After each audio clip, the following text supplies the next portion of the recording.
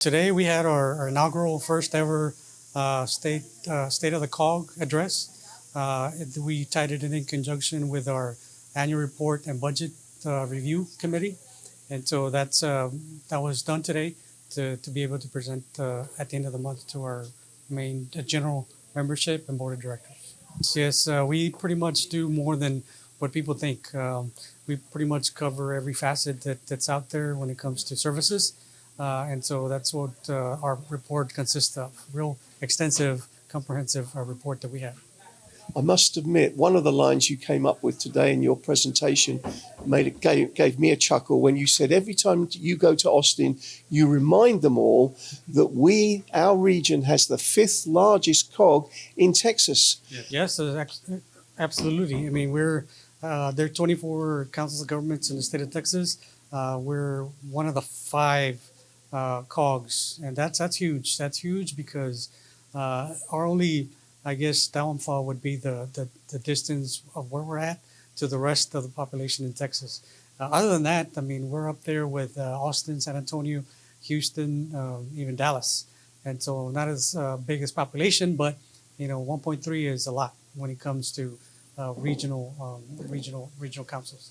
And all within just 3 counties. And all 3 counties, like I mentioned, there's some COGs that have less population and cover 18 counties and 24 counties. But us here in South Texas, only 3 counties and 1.3, and we have just about every single resource that we at our fingertips. And like I mentioned, every type of port, which is not known throughout the state of Texas, air, land, and sea, and then some. So that's a huge advantage for us. And now space, if you really think about it. So, why do you think it's important when you go to Austin and you see the state leadership that you tell them that we're the 5th largest? What impact are you hoping to get there by doing that? Well, just so to get some notoriety, so we're not left in the cold or forgotten. Because again, the distance is what separates us from the rest of Texas. About almost 150 miles, maybe 200 between here, San Antonio. And so that's why it's very important for all of us to unite, one united voice, and remind the rest of Texas that we are the 5th largest COG in Texas. And so therefore we deserve, just as the other big metropolis cities, the services or the funding and services to provide the services that they have. Another startling statistic, the projection of the population of our region by 2040 is going to be much bigger. Yes, that's an estimate, obviously, 1.7. But I mean, as well as I, 1.3 currently is not an exact figure. And then with the people, unfortunately, we can't count. The winter Texans that migrate to our region, and then the Mexican nationals that come and shop. So the influx in population varies throughout the year. And I mean, I'm sure we're at the 2 million plus with that population coming in and out. And going back to the event itself, you must be very pleased with the turnout. First time you put this on, and yet the people in the room, really senior, important VIPs, county, city leaders, chamber leaders. That was quite a distinguished audience you had. Yes.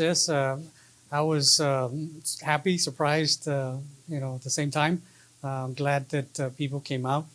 We had about 56 confirmed. And as you said, a lot of important people, to include some of our board members, because that's what the meeting is for. The state of the COG, we threw in just to get some more people to come to our event so they can know the COG, what it represents. Because like I mentioned, the COG is not me. The COG is, everybody, even yourself. So we want to make sure that they're aware and learn about the COG so they can represent the region. I'd like to talk about 2 specific points from your presentation and from Mayor Sepulveda's presentation. Firstly, water. A lot of people are going to be very pleased that you put the focus on that, because we all know that's a serious issue. Yes, water, as you know, that's in the forefront of the region. We can't, depend on the Rio Grande forever. It eventually will dry out, so we need to make sure that we're proactive and try to locate or find additional resources for water. and through our Region M, they already have a plan in place or creating a plan here this year for actually 2024, 2025, and to identify various projects or projects that currently exist that need to be further refined and improved to try to address those needs within the region. So you're happy that the folks that are involved in water, the key stakeholders who are meeting on this issue, they are on top of it and they are trying to make progress. Yes, and one of the things that we tend to advertise is try not to duplicate efforts, because the work is already being done by our own senior leaders, elected officials through the Lower Rio Grande Valley Development Council. Not that any other agency cannot, or they can take on that effort, but know that that effort is already being done and addressed, and try to address that situation of the lack of water for the region. And the other topic I really wanted to bring up with you, having listened to your presentation today, transportation. You've got a lot of ideas on that front. Can you tell us about something you spoke about, which was a regional transit authority? Why is that important? What is it? Where are we at with that? Yes, of course. The Regional Transit Authority, as I mentioned before, the fifth largest cog. Okay, so we're the only cog that does not have a regional transit authority. And the size that we're at right now at 1.3 in population, if we establish that regional transit authority for the region under the Valley Metro Authority, we can increase our budget tremendously. Currently, from 15 million maybe to 100 million, depending on the bill that eventually we might take before the legislative session. That's in the works, and it's not going to happen overnight. I can tell you that, because one example would be the RGV MPO. I started in 2002 here at the COG, and I heard rumblings about that back then. And look how long it took, not up until 2019, to create that RGV MPO organization. And so this is a large, complex, multifaceted regional transit authority that we're trying to implement. And so it would pay big dividends to the region, because not only do we get to improve our transit system, but we also get to contribute to the infrastructure of all the cities, especially if they are all in creating a regional transit authority. And one example, Corpus Christi, they anywhere between $60 to $70 million a year with the regional transit authority. Compared to our 15 million, that's nothing. And that's just Corpus Christi, the city, 300,000 in population. That much money, just imagine what we could do with $100 million if we would secure that. But first, we need to identify a steady funding source that would be able to sustain that particular goal or project. And did I hear you say today that the federal government is supportive of areas of the country setting up regional transit authorities, but perhaps the funding may not be there? So you mentioned something like that? Yeah.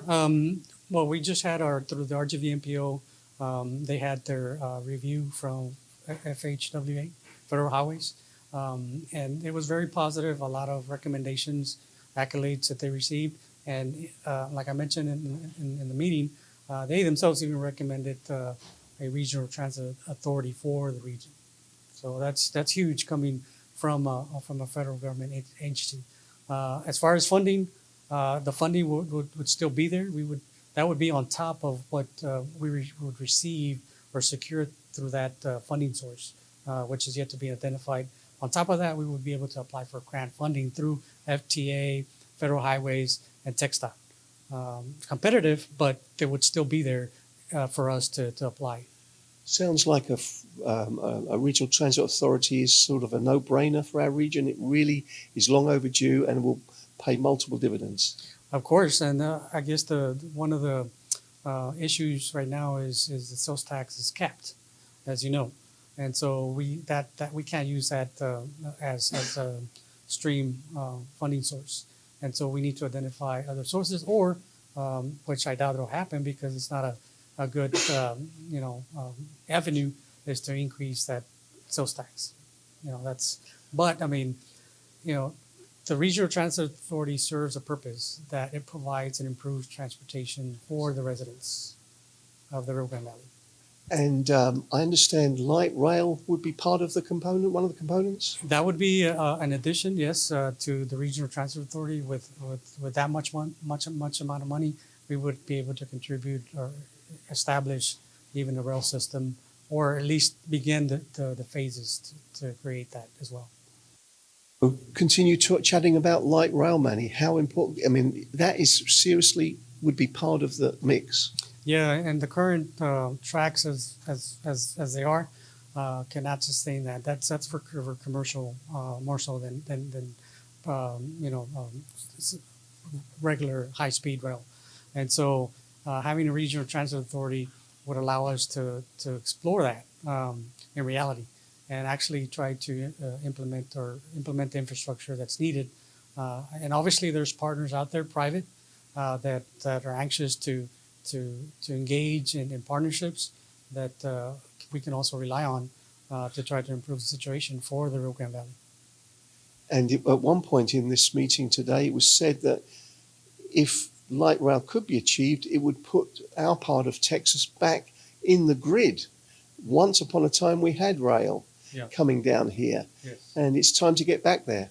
Yeah, that's true. Currently, we are members of the Texas Rail Advisory Group, which is out of Houston, Dallas. They're trying to create a rail system in the Triangle area, Texas Triangle, and even up to I believe Austin and San Antonio. And so we're part of that committee. And so again, we need to ring that bell, so to speak, and make ourselves known because we are 1.3 million in population, and we deserve just as rail systems just as they do. And so having that would be a tremendous resource asset for the region, for population, for everybody. Another aspect of transportation, your Valley Metro system, buses. It was pointed out today that you've purchased land in Harlingen to help to grow that program. Yes. Can you tell us about that? Yes, that's years in the making with the cooperation and partnership with the city of Harlingen through Mayor Sepulveda's leadership, the city manager as well. Right in the corner of 69E and I-2, it used to be an old AEP facility, about 10 acres, 11 acres there that we secured a grant for City of Harlingen because they wanted to further expand transportation because we currently have a bus station there. And so our current situation is only 2 acres. And so with these additional 10, it gives us 12 acres to play with to try to develop a hub. And if you see our footprint, like I mentioned at the meeting, Harlingen, Weslaco with a new 27 acre facility here in Weslaco, and then you go further to McAllen or even to Edinburgh, which we do have a bus station over there. If you look at the grid, you have a Business 83, you have the expressway right along those lines, and obviously the rail system also is through those through that same infrastructure. And so we're getting ahead of the game. We're not waiting for it to become a regional transit authority. We're laying down the footprint already to try to improve our situation. And of course, there's bus services on the island, Brownsville, McAllen, and Valley Metro. You try to be the whole valley. But does this purchase of this land, does it portend to the fact that Valley Metro could be growing its programs, its bus routes, to have better connectivity around the region? Yeah, and that's the purpose, is try to streamline our routes. They need to be more consistent because right now it's, you go from here to the island, it takes you the entire day because you have to go from here to Harlingen, even to Brownsville, and then reboard another bus and so forth, wait for it. And so having more buses along that route would expedite the transport of the residents or anybody that would want to use that system. And so, yeah, the land is key because, we are currently running out of a 2 acre facility here in Weslaco over in Pleasant View Drive. And so we've already outgrown that. And so the new headquarters for Valley Metro would be the 27 acres just down the road here in Westlaco, on Milanos and Business 83. Staying with the bus routes, the legislative session's coming up, and one of the top agenda items for a group called the Hidalgo County Prosperity Task Force is to get bus routes into the bigger colonias, something that the community groups that represent colonial residents have been pushing for a long time. Can you tell us anything about that? What are the chances in this session of the Valley being united in asking for funding for Valley Metro so that more services can be put on into the colonias? Yeah, I'm part of that task force, the transportation, myself and Mr. Tom Logan, the director of Valley Metro. And so we've been keeping the committee abreast of the current situation. And going back again, the RTA would be the answer to their predicament, because we would be able to add additional routes, create additional routes to those colonias that need the transportation to and from the services or day-to-day school or medical appointments. And so it's key. RTA is key to be able to improve our situation when it comes to transportation. Without that, we can secure funds right now, but we're at that mercy of the funding. Funding ends; it's not for life, and so having an RTA, having a reliable source of funding, dedicated funding, that's a no-brainer. That would continue to fund transportation for years to come. Well, Manny, those are all the questions I had. Is there anything else that you spoke about in your program today, or Mayor Sepulveda, as sort of president of the COG, said that you would like to tell the viewers about? Any other big topics that I've missed? Well, just for the public to get to know the LRGVDC, the Lower Grande Valley Development Council, because we have an array of programs with our budget. As you saw, the amount of funds that we have, I can tell you that 99.5% is direct services. So we're just the purse of those funds. But in reality, all those funds are used for services and projects to fund not only the local governments, but also to provide the services for our residents through our Health and Human Services, Area Agency on Aging, obviously Valley Metro Transportation. We have Homeland Security and Criminal Justice for our first responder community, Community and Economic Development, which tackles the water issues and solid waste, recycling. So we have an array of programs that are unique. Some we only have, no other organization has, and we rely on those funds from state and federal governments so that cities and the public can benefit from those multitude of services.